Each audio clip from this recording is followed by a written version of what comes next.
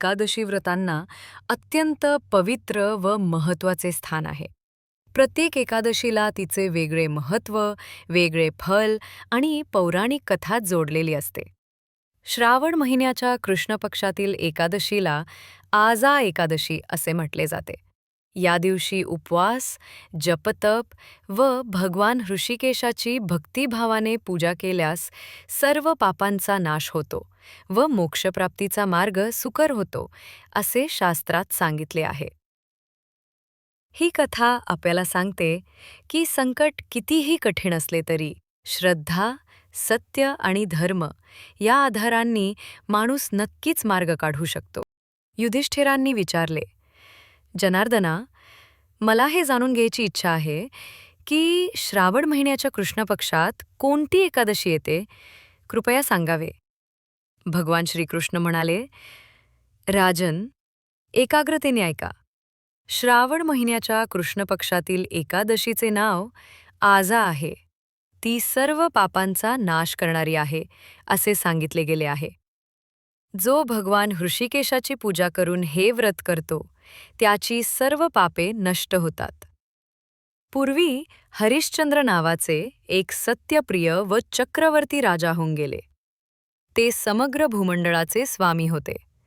परंतु कर्मफळामुळे त्यांना राज्यापासून वंचित व्हावे लागले.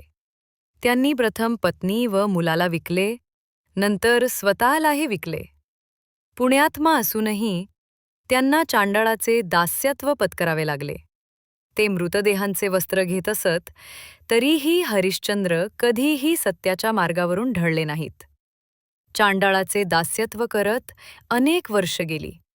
राजाला चिंता व दुःख सतावत होते. काय करू, कोठे जाऊ, माझा उद्धार कसा होईल, या विचारांनी ते शोकसागरात बुडून गेले. तेव्हा महर्षी गौतम तेथे आले. राजाने त्यांना नमस्कार करून आपली व्यथा सांगितली. गौतम ऋषी म्हणाले, राजन, श्रावणाच्या कृष्ण पक्षातील अत्यंत कल्याणकारी अजा नावाची एकादशी येत आहे. हे व्रत केल्याने पापांचा नाश होतो. तुमच्या भाग्याने आजपासून 7व्या दिवशी एकादशी आहे. त्या दिवशी उपवास करून रात्रभर जागरण करा. असे सांगून महर्षी गौतम अंतर्धान पावले.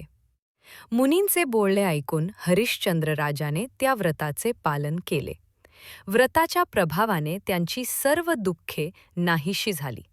त्यांना पत्नी व मुलगा परत मिळाले. आकाशात दुंदुभी वाजू लागल्या. देवतांकडून पुष्पवृष्टी झाली.